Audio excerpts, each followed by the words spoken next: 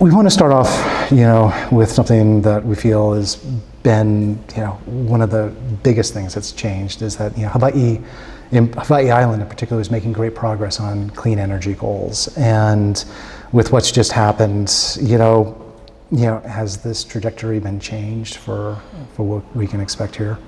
I think Hawai'i Island is still on track to meet its clean energy goals. I think the loss of the tax credits is going to raise the price of electricity across the country and across the state of Hawaii. So the bummer is that without those tax credits, the cost per kilowatt is going to be higher for all of us. So we'll try to reverse that, but in the meantime, it is still the case that clean energy is the most abundant energy on Hawai'i Island. So we're not going to sort of take our foot off the gas in terms of our long-term trajectory, but it's definitely going to hurt our pocketbooks. Yeah.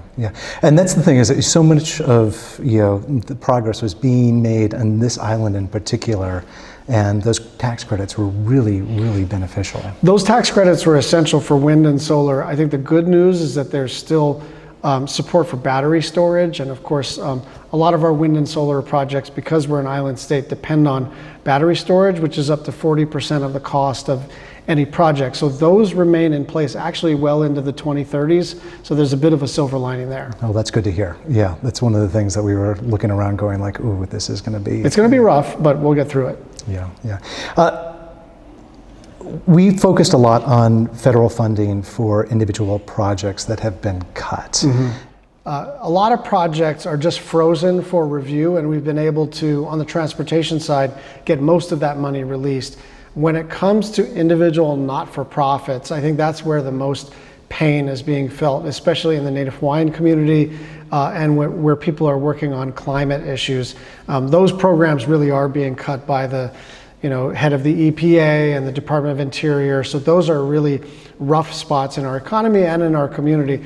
Luckily, we've got a lot of not-for-profit support on Hawai'i Island. We've got a lot of philanthropic support, and the state and county governments are trying to step into the breach. But the loss of federal funds in those spaces are going to be felt, and they're going to be painful. Yeah, it's been difficult talking to these people that have received rescission letters that were so far along in their projects. Well, and some of these folks have actually already spent money and then submitted for reimbursement with the federal government, and then the federal government said, well, we're not paying you back. And that is ridiculous. That is totally unfair.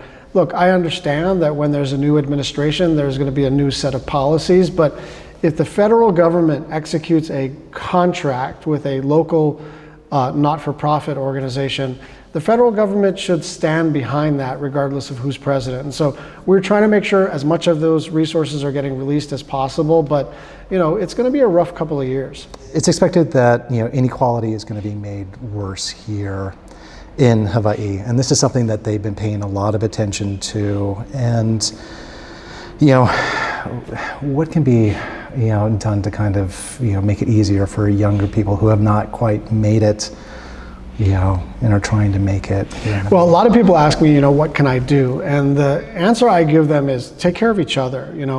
Hawaii is a special place, and some of those values that we're seeing coming over, not just from the continent generally, but specifically from Washington, D.C., we have to guard against them. We have to understand left, right, or center. We kind of do it differently here. People might be conservative, but they don't want masked agents to go and arrest people at a farm or a school or a hospital or a Home Depot. And so part of what we have to do is band together just as a community, setting politics aside.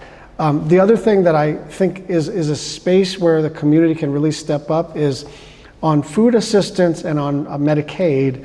There are going to be all these new requirements to sort of demonstrate that you're trying to find a job, but a lot of these requirements are actually designed to kick people off of the rolls. It's supposed to be hard to stay qualified for SNAP or for Medicaid.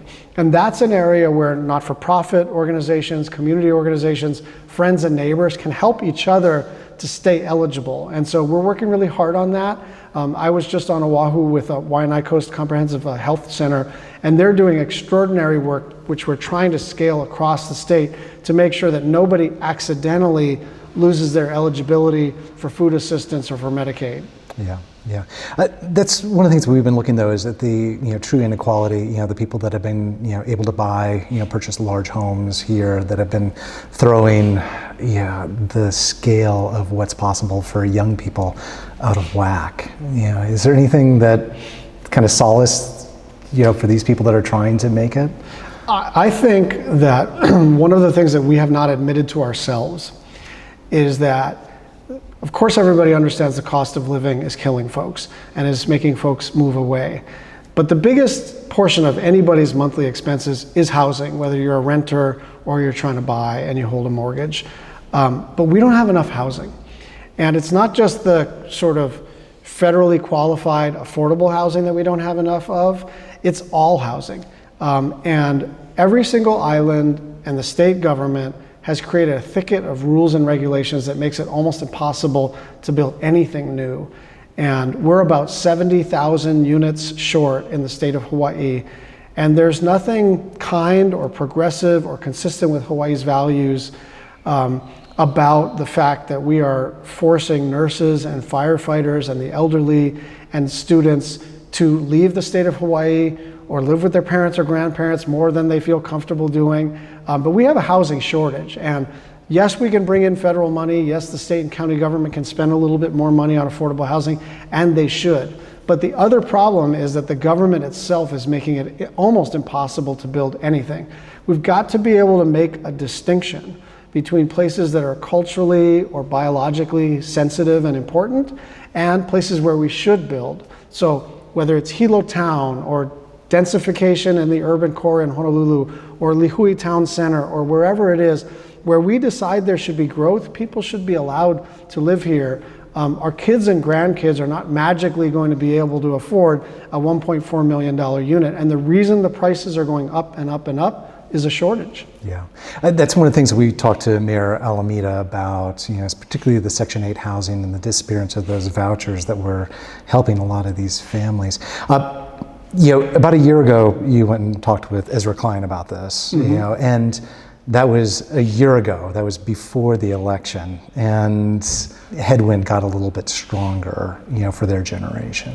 I think that's right, but I think locally there's a really interesting movement. Some members of the legislature, including, Hawai'i Island's own Chris Todd, who's now going to be in charge of the Money Committee in the State House, and Luke Evslin over on Kauai.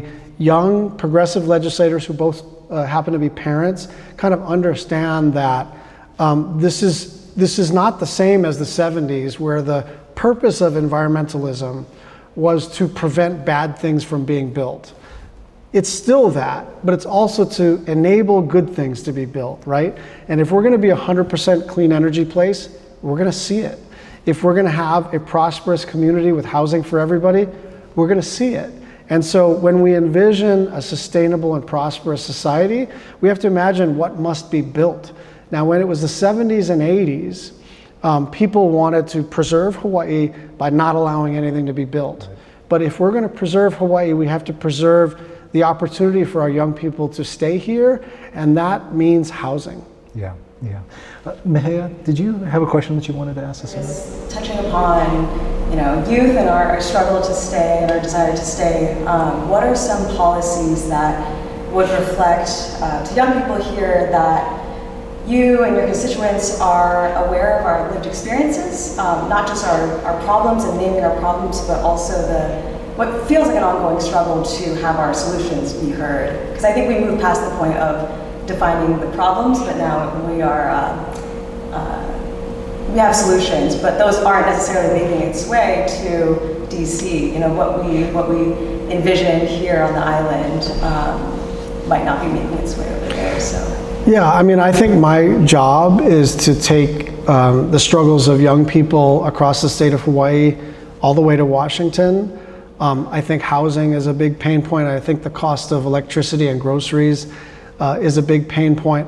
I also think young people are increasingly contending with what does it mean to have a job in the context of AI.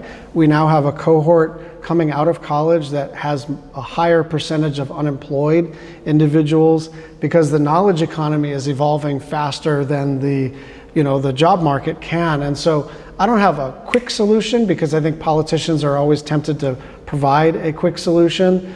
But part of what I try to do is, especially when it comes to AI policy, and especially when it comes to housing policy, is when I'm home, do more listening than talking, because I have a lot of people in my ear up in Washington, good people, smart people, but nobody can convey what the lived experience is of a person on Hawai'i Island without being a person on Hawai'i Island. So that's why I'm here. Yeah.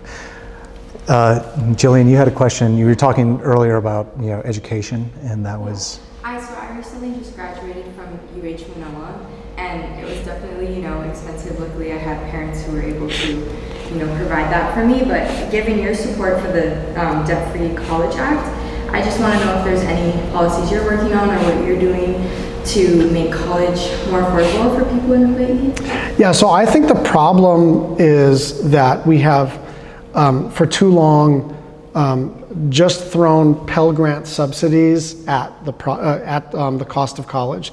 And the issue is that we would increase the Pell Grant amount by, say, $500 per year, and then the college would increase the price of college by exactly $500. And as you know, that federal money doesn't go to your bank account and then to the University of Hawaii system. It goes directly to the University of Hawaii system. So you don't see any net savings, but the University of Hawaii sees another $500.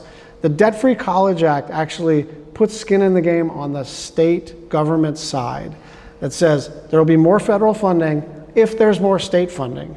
And universities have to be held accountable for decreasing the rate of inflation, because the kind of embarrassing truth is that the retail cost of college has a higher inflation rate than almost anything over the last 20 years, except for prescription drugs. So there's lots of talk about subsidies, and I'm all for those subsidies, but until we get the actual retail cost under control, then we're just throwing subsidy at it, and they pocket it, and you don't save any money. Yeah, and that's one of the difficulties that they're bumping into right now as recent college graduates is, everything is so out of whack from when we came out of school, and trying to make sense of that. And the rate of inflation it's been 7.5%, which is totally unsustainable. And our solution has been, okay, here's more subsidy, but then if you're the CFO of the university, you go, cool, more money for us, but less money for you guys. Yeah, and that's what really been impacted, obviously, is the Native Hawaiian community, with what's been going on, with DC, and just trying to figure out, knowing that your role that you play. Yeah, what can be said, about that? We've been doing pretty well, even in this administration, in terms of saving federal funding for Native Hawaiian priorities, programs, projects. So the Department of Hawaiian Homelands got its full allocation from last year. Papa'ololokahi, the Native Hawaiian health systems, seems to be stable. So Native Hawaiian education, likewise. So it's always a battle, because there are people who really target the Native Hawaiian community on the mainland to reduce funding. But I would say I worry about it every day, but we have not seen the bad news to the extent that we've seen it in other parts of the Hawaii community. Mm-hmm. So we're just here on the other side of Pohakuloa. Obviously, that's still a big thing with what's happening with the military leases. There was a totally different narrative that could have been written before the election, and a totally different narrative that seems to be happening on this side. What do you think is the reasonable outlook for the military leases? Look, Josh Green is in a very earnest discussion with all of the stakeholders, and he's got big shoulders, and his job is to represent not just state government but all of the Hawaii citizens as it relates to this. A couple of things that I think have to be sort of the price of admission to even have a negotiation. First, they have to get Red Hill right. And that's not a deal point or a concession. That's just like we're not even talking to you until you get Red Hill right. The second thing is that it can't be $1 a year or $1 for, it has to be fair market value. If there's a lease renegotiation, the state government and its people need to be treated fairly in that context. And then the third thing is more about how we do things. The Department of Defense needs to understand that it is a guest. And that it is not enough to say, national defense or it is not enough to say, look how many billions of dollars we spend in the state of Hawaii. They need to understand that from a conduct standpoint, they are neighbors, they are guests. Now, as it relates to what concessions may be made, Josh is in the process of negotiating that. I think land conservation, I think cultural preservation are key. I'm also very, very interested in firefighting and disaster response, because to the extent that you have the United States military here, we should get the benefit of all of that, person power. And of course, there's an agreement with the county and PTA specifically for emergency response and firefighting. I'm hoping they will scale that across the state, because Hawai'i Island is actually the only place that they do that. So Josh has got a lot of work to do. I'm just playing a supportive role, trying to make sure that the stakeholders are okay.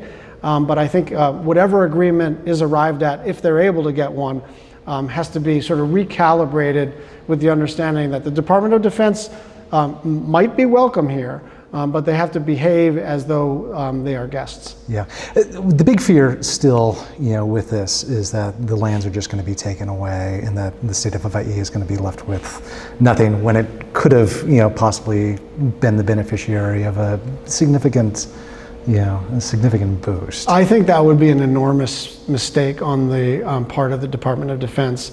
I don't think that's the direction that they are going, but I think that if they were to take that tack, things would go very badly very quickly. Yeah, that's interesting to hear. As citizens, we had a certain expectation, for the role that our federal government was going to play in our lives. That seems to have been significantly altered in the last 8 months. What do you say to citizens that played the game one way and now it's been completely shifted? Look, I think it's going to be a tough couple of years. But my advice is, I had a former colleague that used to say, be like the bamboo, bend but don't break. That's how we have to think about this. We will survive this. We're strong enough, we're resilient enough, we've got enough resources on our own, and we can take care of each other. But I'm not going to sugarcoat it. This is a very difficult time for most Americans. But we have to sort of have the bones of democracy, the bones of our community still standing, so that when there's a change in government, we can all rebuild together. Yeah, okay. Senator, we really appreciate you taking the time to come talk to us here on Hawai'i Island.